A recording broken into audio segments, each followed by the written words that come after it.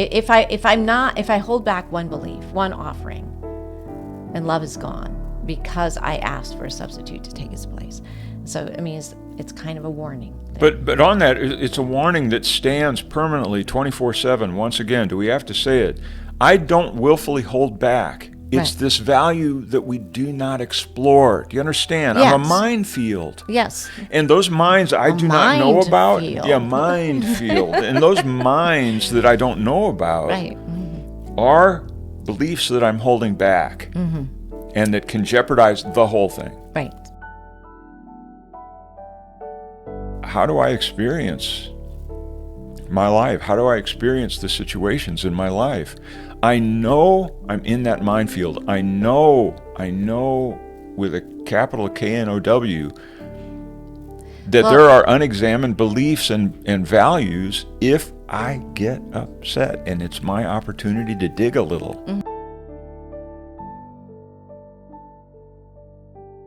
If I examine them, reason will lead me to peace. Reason will dissolve those dumbass beliefs. Okay, because you can see that there is actually, in other words, they're actually a lot of times the opposite of each other.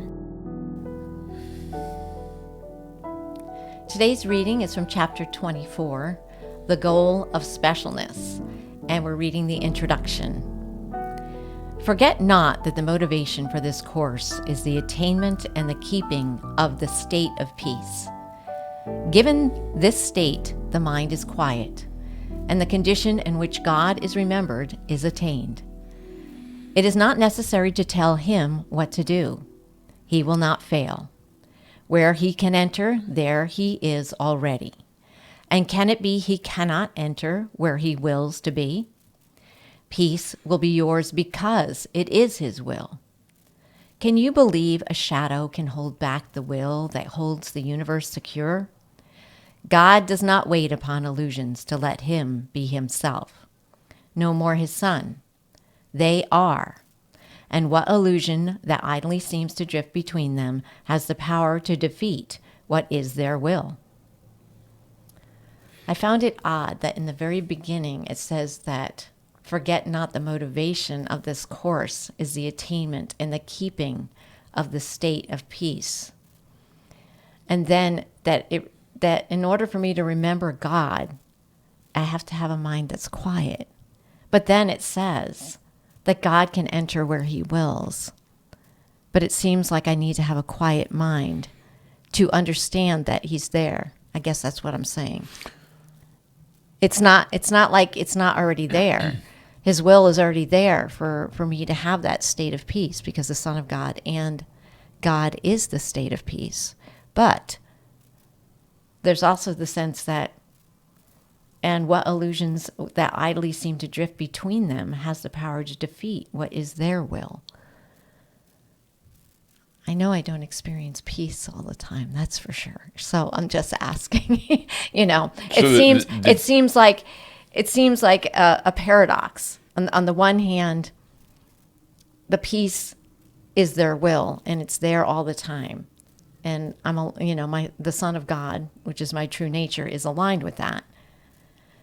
But it says at the very beginning, forget not that the motivation for this course is the attainment and the keeping of the state of peace. Keeping the state of peace. Well, it's a powerful observation. I mean, I kind of think that in any scripture, when you identify the anomaly, then you're onto something, because the anomaly is there, whether it's Jesus cursing a fig tree or Rama shooting Bali in the back with an arrow. Oh, right. There's things that are, the anomaly brings particular meaning, but it's always a hidden meaning. It's a hidden meaning. So in this, the thing that comes to mind is maybe I don't quite understand what peace is, in the same way I don't quite understand what love is.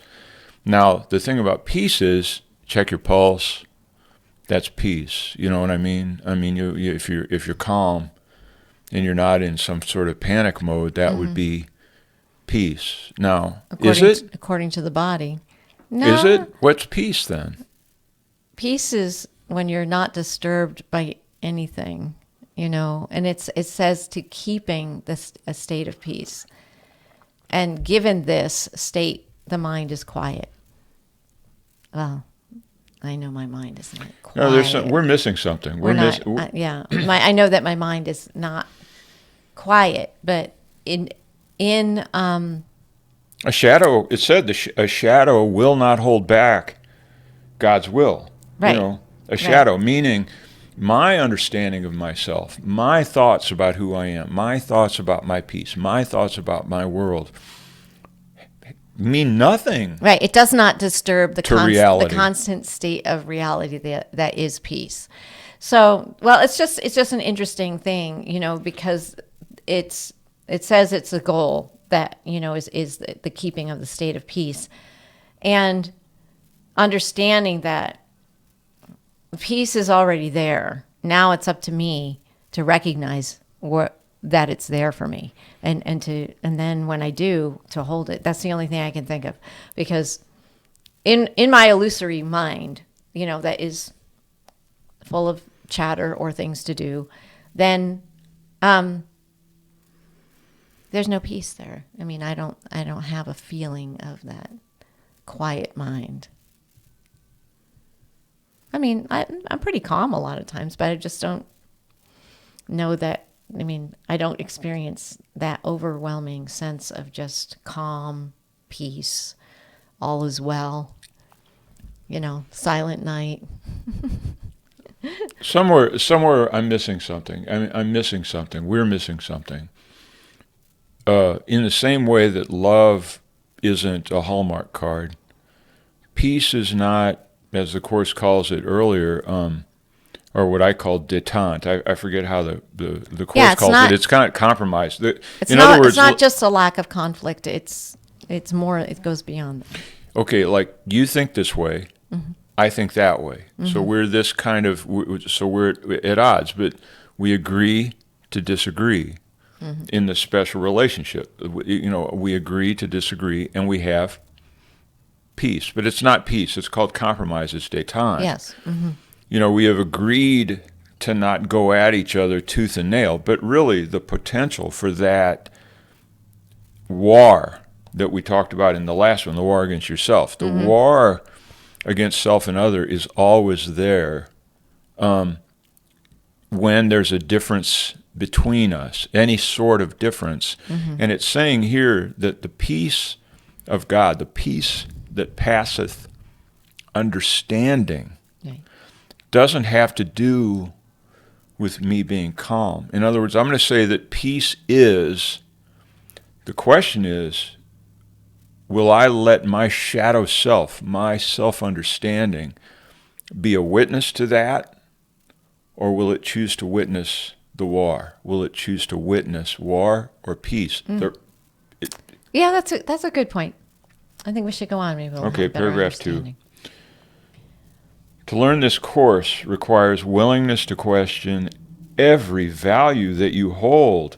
Not one can be kept hidden and obscure, but it will jeopardize your learning.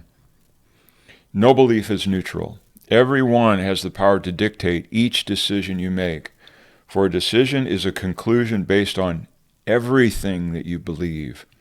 It is the outcome of belief, and follows it as surely as does suffering follow guilt and freedom, sinlessness. There is no substitute for peace. What God creates has no alternative. The truth arises from what he knows. And your decisions come from your beliefs as surely as all creation rose in his mind because of what he knows. We have God's creative force, God as the creative impetus behind or underneath as foundational to everything. And in the same way it says, my decisions, my beliefs are also foundational to all of my decisions. So that's my parallel to God. We're made in his image and likeness. Right. In other words, I have beliefs. Mm-hmm. God has knowledge. God has absolute knowledge. I have beliefs. Right. God's knowledge leads to the extension, creation. My beliefs lead to decisions, actions in the world, moods. Projections and reflections. That's how we are Right. the same. In other words, we function the same. Right. And I pondered this a little bit also. To learn this course requires willingness to question every value that you hold. Not one can be kept hidden and obscure, but will jeopardize your learning. And I had to think about, beliefs. How do I know what I'm believing and everything else? And one of the things that came to me is that any little fear or anxiety or anything that happens is an indication that I have a belief about something. I have a belief about my security. I have a belief about the way the world should run. I have a belief about, how a friendship is supposed to be. So whenever... What is safety? What is security? What is health? Yeah, what is all of those things? So whenever there's a little bit of a rub, I can say that there's a belief behind it, because otherwise I wouldn't be disturbed. I'm going to make it even harsher, more difficult, almost intolerable. Anthony DeMello, the teacher, he died in like 1986, a Jesuit. He says, if you get upset, if you feel a spike within you, a spike of, which is like an emotional out of control, it's like, this outrage. He says, you have been brainwashed. Oh. He absolutely calls it brainwashing. Now, I don't know if that's accurate. That establishes our beliefs, whether it's in religion or politics. Whether we choose it or not. Yeah. About medicine, all of those things have all of this values and beliefs around them. Yeah. Well, the thing is, and we went over that when we were reading it, and it's absolutely mind-boggling, as Will Ferrell would say. Not one, question every value you hold. This course requires the willingness to question every value.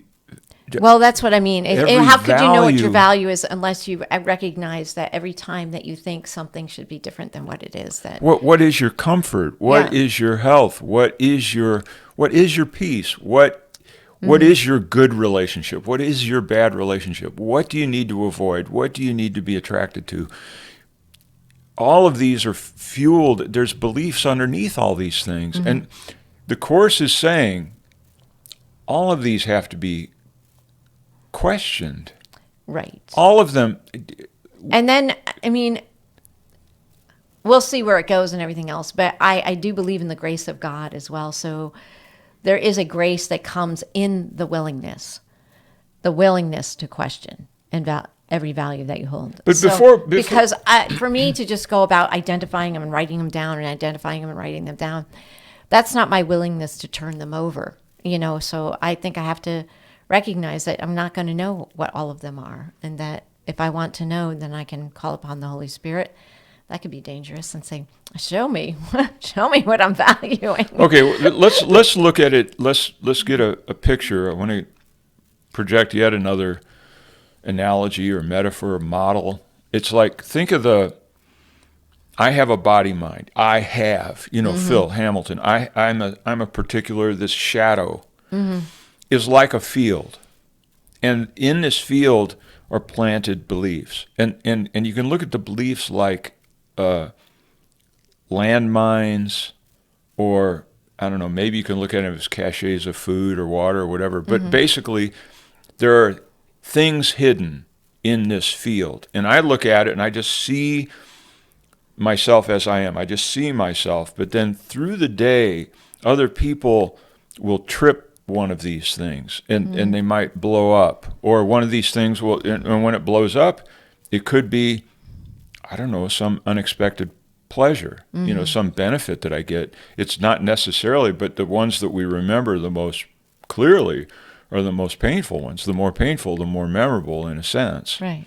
So I don't know where they're hidden. There are these movies where they'll do these scans, and that bank of soldiers will walk over the minefield just to make sure we know where they are so that the troop behind can go. You don't want to be elected to that detail. Oh, God. Yeah, exactly. Because, bam, we got rid of that one. Boom, we got rid of that one. So we have these minds that go off in us, and we don't know where they are. We don't know why they're there. Mm-hmm. We really don't know why. But at the moment that they explode, at the moment, whether it's, obviously we're in a situation right now, very hot and strange political climate, very hot, strange. Never happened before. I mean, not in this way. Not in this lifetime. Yeah. Do we necessarily understand what we don't understand what's going on, but what we do understand is what we feel about it. Right. And sometimes that can happen in my own life. I mean, not beyond the political sphere. I'm just saying it's kind of a real clear and obvious one right now that whether I understand something, whether I know the source of it or anything, things go off in me. Explosions happen of one kind or another, and I go, boom, that went on. No, it says the willingness to question every value. Now, if I sit down and say, okay, what are your values? Or, Phil, what are your values? And I write them down, man, you're not going to hit any of them. Yeah. You're not going to hit any of them. Well, that's why I said you have to know when those minefields are. And it can be just little things that throw the us off. explosions tell us where the beliefs are. Yes. Yeah, that's the explosions tell us where the value system is. Mm-hmm. I mean, I talked to you about let's say, just take something as simple as... And your full attraction to something, your covetedness of something, a child, a relationship, or whatever, or a food, the first cup of coffee, whatever it is. I mean, you know that it has value and belief behind it as soon as somebody takes it away or says, no, that's not going to be in your life anymore. And you go, what? Because you had more value on it than you realized. Well, I'm going to give you an example. It's kind of a crude example, but I think it's decent. India, they're not fond of toilet paper. Mm-hmm. They don't use toilet paper. They use water. They have a different way. They eat with their right hand. They clean themselves with their left. That's what they do. They don't need toilet paper. Yet, every Westerner that walks into an Indian hotel, first thing they need to know is, where's the toilet paper? So they create this stuff that's more like newsprint. And maybe it's different than it was in the 90s. Yeah, it's probably changed a little bit. In the 90s, it was definitely like newsprint. And it was literally like using a newspaper. Mm-hmm. And so you go in and you go, okay, toilet paper. There's a sense, and using knives and forks. They eat with their hands. Ironically, it's like they eat with their fingers. So everything about eating don't eat with your hands. It's a form of civilization to eat with a spoon, a fork, learn one hand in your lap, the other, that's a sign of civilization. It's a sign of my dignity as a human being, let's say. So when I see another group of people, slurping down food with their fingers or something like that, or not using toilet paper, the belief can easily judge them and not see that they really have a more elegant cultural milieu, of things that work together. Many people would disagree with you on that. I'm just saying. Oh, I know, but we are so into sanitizing everything here in America. It's like, where's the antibacterial soap? It's just. Well, I know, but this is what I'm saying about this whole question about values and beliefs. You just using India. I'm an Indophile. I like Indian culture. I think it's fascinating, wonderful, interesting. Right. And there's an interconnection between music, food, spirituality, health practices, family structure. And yet from the West, from our point of view, we look at all that and go, well, the caste system, that's just slavery. Well, I don't know. Go into it. Understand the caste system. Right. The food, the way that they eat. I don't know, smell of that curry and all that kind of stuff. They got some flavors, and they have figured out how to make a purely vegetarian diet quite savory. Right. And you can go to England, and I think London alone has something like 250 Indian restaurants, just one city. We have a pretty good one right here because he's a really good Indian cook. So I guess what I'm saying is that these that to examine your beliefs, it's a fascinating study, but you can probably get anything like a pen, a ballpoint pen, the availability of a pen or the use of a pencil, very immediate objects, artifacts in our lives. If you follow that back and back and back, you're going to find beliefs. And you're going to find beliefs about who you are, what is literacy, what is intelligence, what is to explore it. Anyway, it's a fascinating. I would suggest, to myself and everything, we already spent quite a bit of time with the whole belief idea. Right.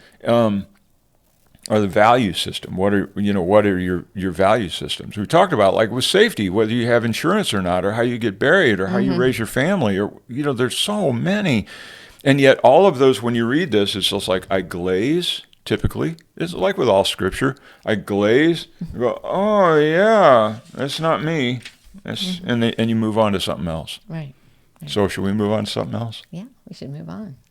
Well, that was the introduction, and now we will move on. Okay, section 1, specialness as a substitute for love. Love is extension. To withhold the smallest gift is not to know love's purpose. Love offers everything forever. Hold back but one belief, one offering, and love is gone, because you asked a substitute to take its place. And now must war, the substitute for peace, come with the one alternative that you can choose for love. Your choosing it has given it all the reality it seems to have. We're going back to that original made in the image and likeness. My choice is my creative function, in a sense. My choices. Right, your decisions. My decisions, my choices. As a shadow, really quite beautiful. It's mind-boggling. To think that this shadow, this ball of unknowing about what it is or why it does what it does, it really, truly, I don't really know how I got here. I don't know why I look the way I look. I don't know why my family is the way. I don't know anything, really, when it comes down to it. Lots of questions. And yet, the decision-making of this entity here is critical to the salvation of the world. Yeah. Salvation is my the salvation of the world depends on me. Right. Yeah. Forgiveness is my only function. Pretty hefty function. And it's giving these parameters. If values are operating in my life blindly, and I don't know what they are, and I don't know how this is going about, I really don't know why I'm choosing anything. I'm wasting that gift of the parallel of God's extension. Right. Is my choice, my decision. That's a parallel. Yeah. And it says love is extension, and God is love. So to withhold the smallest gift is not to know love's purpose. It's not to know my purpose as in union with God. Love offers everything forever. And then that line, hold back but one belief, one offering, and love is gone because you asked a substitute to take its place.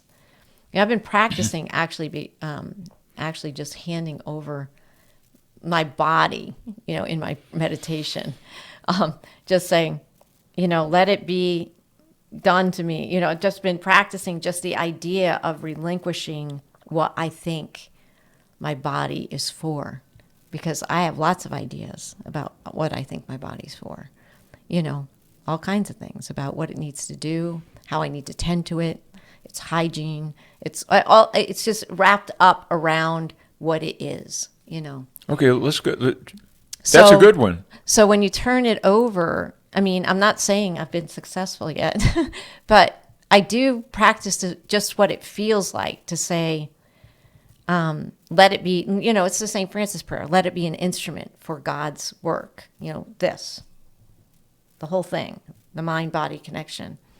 God didn't come into a body. He didn't invest the body with any. In other words, the body is empty in the Course in Miracles. There's even an illusion. The body is an illusion. Right. Obviously, within this world, I've got to do some cognitive dissonance to say, well, this is an illusion. I look in the mirror and I go, this is an illusion. Right. That's great. Okay, you can do that if you want to, but it has no meaning here. It has no meaning to say this body is an illusion. This body, in its way, is the most real thing, as is yours. Yeah. The most real thing in this world that we've got, as the objects in this world are. The toe-stubbing table.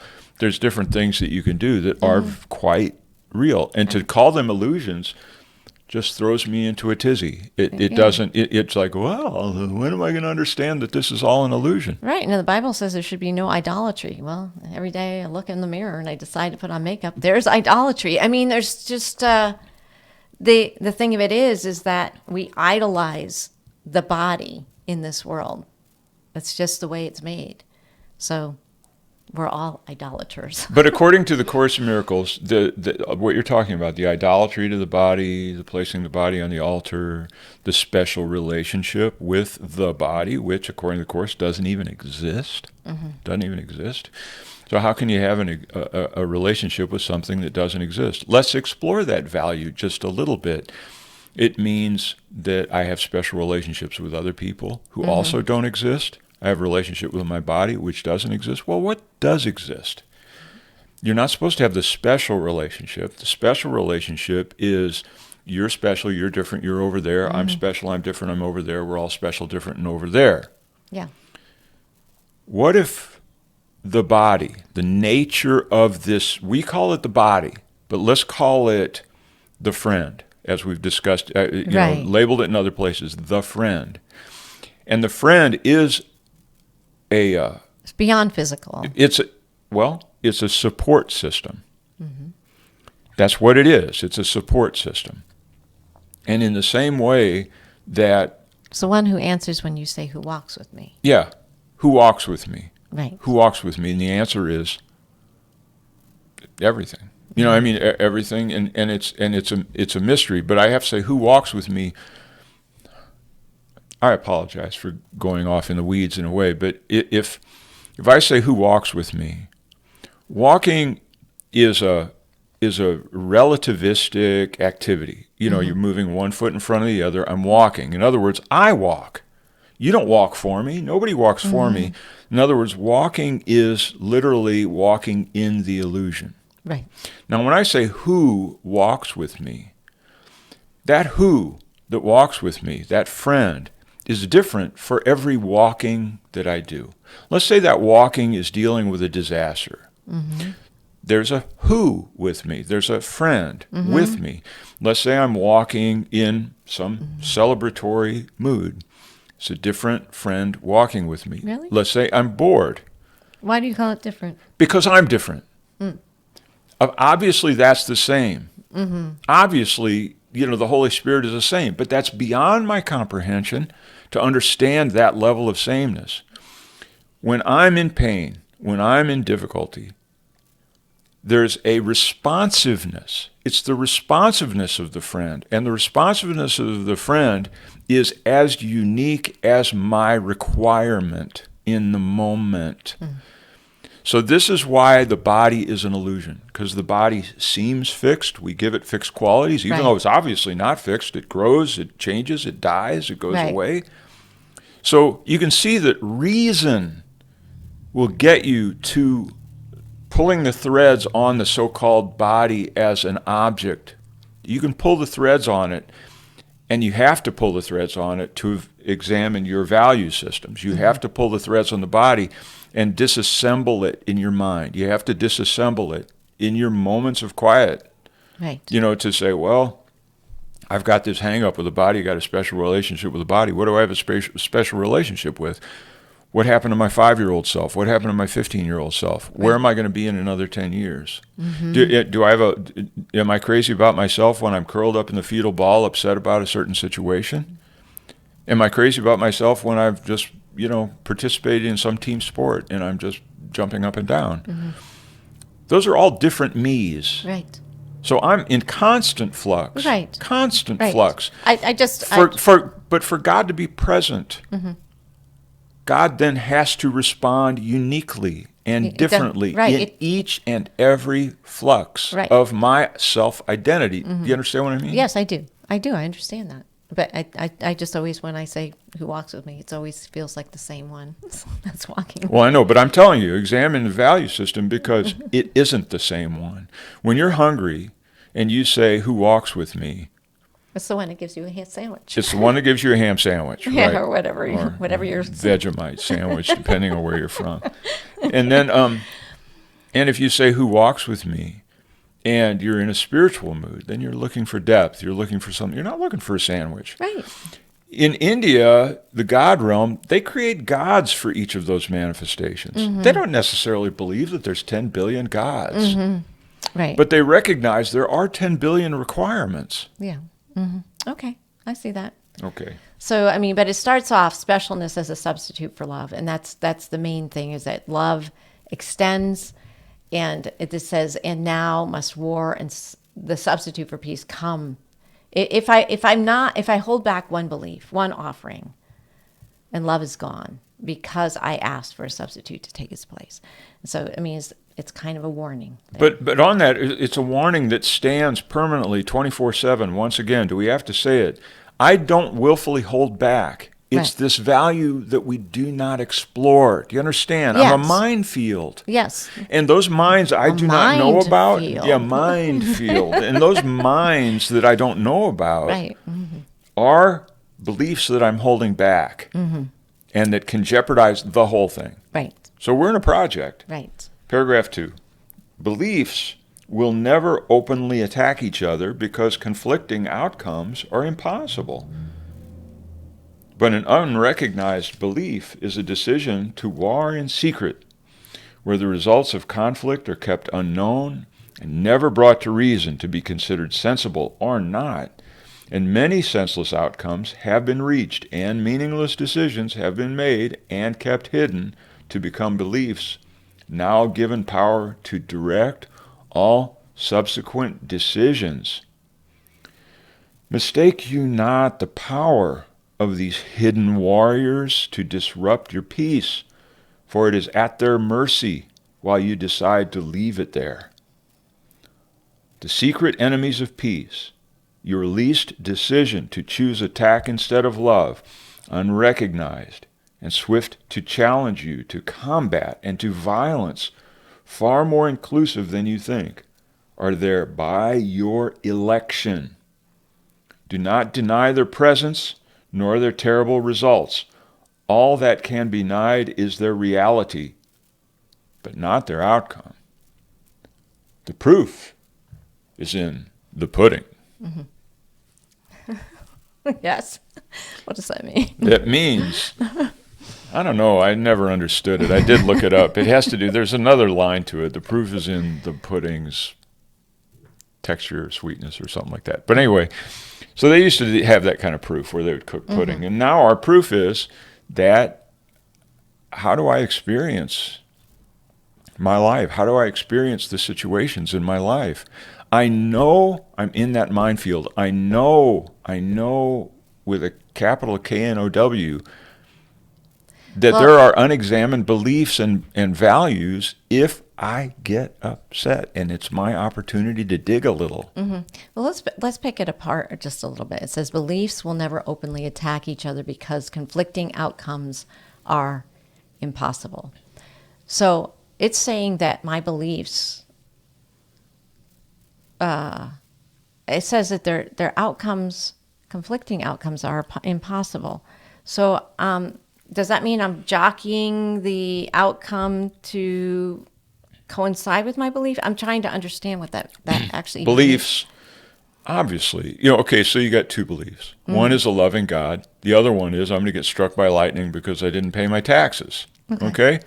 I've got two. Okay, and it's saying conflicting outcomes are impossible. Right. So That those beliefs, as unexamined, okay.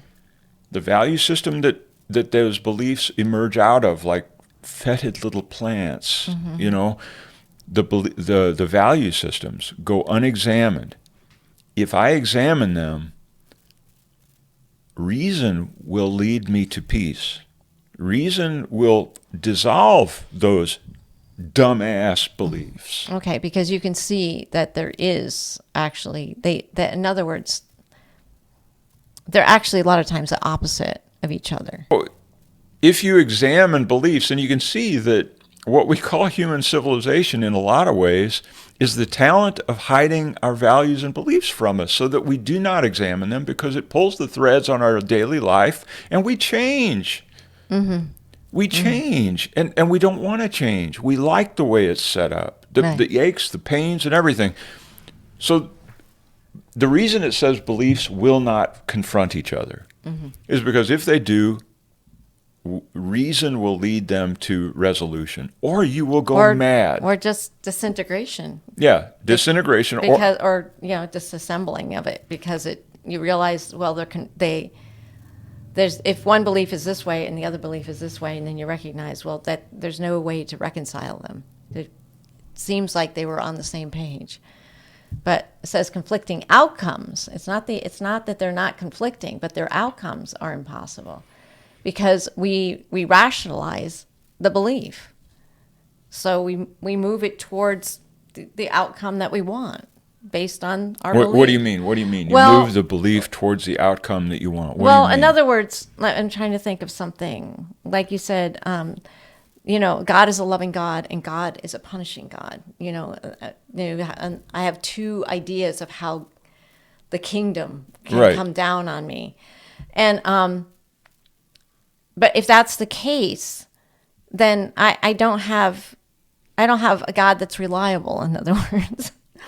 So if I actually examine it, I can go, that can't be what God is. He's both punishing and loving at the same time. That can't be possible, because reason would tell me that that's not possible.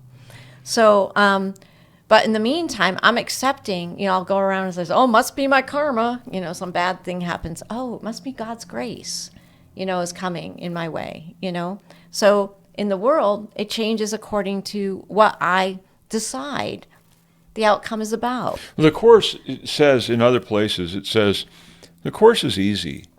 And all you do is you maintain a consistent effort in reason to understand these things.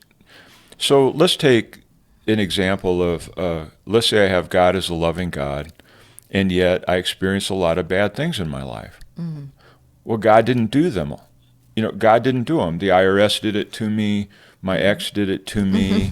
The fates did it to me. My astrological chart did it to me. Mm-hmm. But God didn't do it to me. So now I'm saying the all-powerful God hardly has any play in my life at all. Right.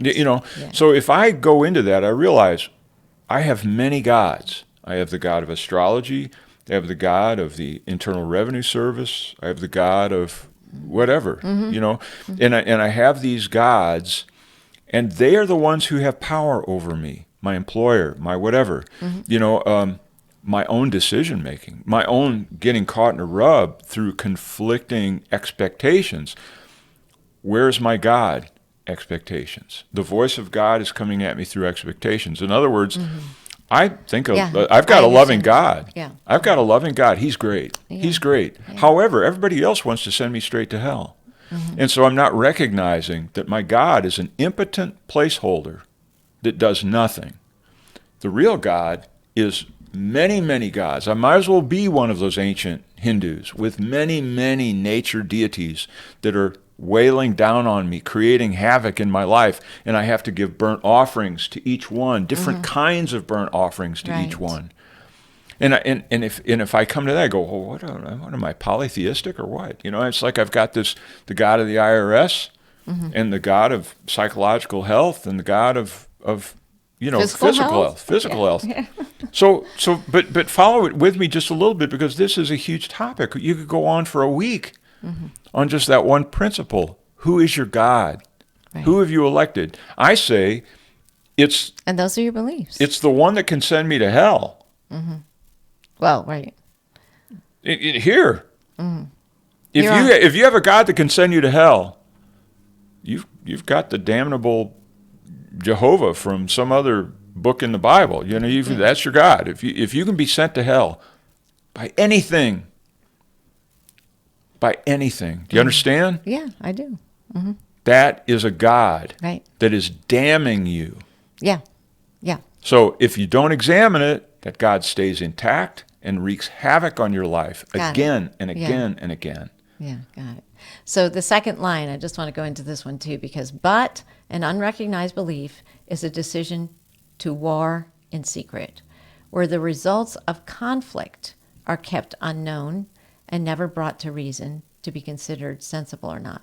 So that's where as soon as like a punishing God versus a loving God and these various things and the various gods that I have made that I've put on my altar, if I don't actually look at it, it doesn't, once it comes up, because you can usually tell because you're in hell or there's various, like I said, emotions coming up. It's pretty darn clear. Yeah, that is a time to recognize that there is a conflict between my beliefs that I have, and reason would tell me that whether or not they're sensible or not. So I just wanted to clarify that the language is there, but sometimes we gloss over it or whatever, and then it says many senseless outcomes have been reached and meaningless decisions have been made and kept hidden to become beliefs now given power to direct all subsequent decisions.